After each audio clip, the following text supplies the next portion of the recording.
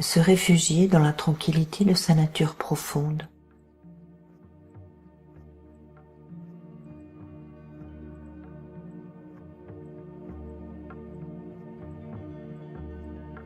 Je crois qu'il est particulièrement important pour chacun de vivre la tranquillité intérieure, de retrouver un havre de paix à l'intérieur de soi.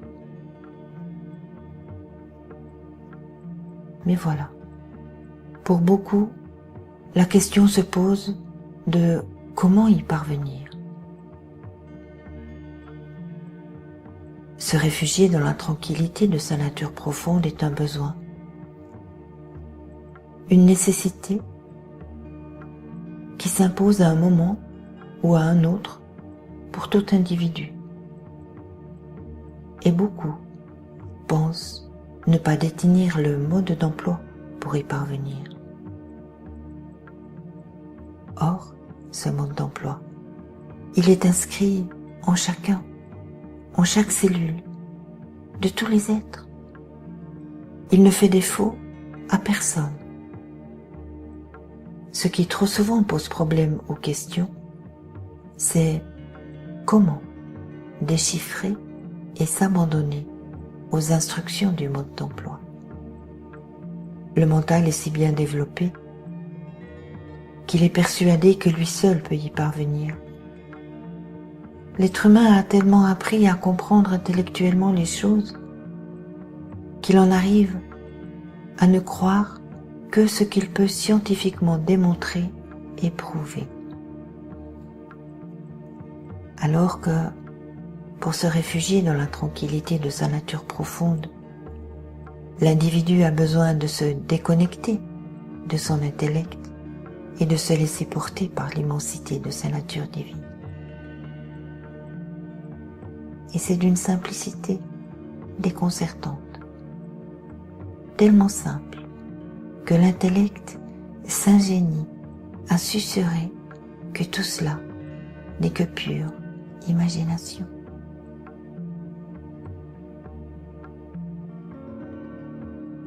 Ne vous est-il jamais arrivé, alors que vous étiez appuyé contre une pierre ou un arbre, ou simplement allongé sur la terre ou sur une plage, de subitement vous sentir absorbé par l'espace, comme si vous deveniez un atome de l'univers? N'avez-vous jamais éprouvé ce sentiment de si grande liberté, où le temps n'existe pas, où l'espace est tout, sans haut ni bas, ni direction perceptible, simplement tout, où vous avez la sensation d'être et de ne pas être tout à la fois, où la lumière est et n'est pas, où le silence est si grand qu'il devient mélodie subtile, où tout va si vite que ça paraît inerte, où la séparation n'existe pas, la dualité n'est pas, où seule l'expérience de l'éternité est vécue. Et même si cette expérience ne dure que quelques secondes, elle est si forte qu'il n'est pas possible de l'oublier un jour. Et il n'est pas convenable de la mettre en doute. C'est cette expérience que j'appelle se réfugier dans la tranquillité de sa nature profonde, ou se réfugier dans la réalité où les cœurs sont unis. Oui, la nature profonde dont nous sommes constitués est celle-là, ce tout paisible, aimant, qui porte, enveloppe, constitue, nourrit contient, ce tout en devenir, ce tout potentiel à manifester dans la matière où nous évoluons, ce tout lumière et amour infini, inépuisable, indestructible, imperturbable,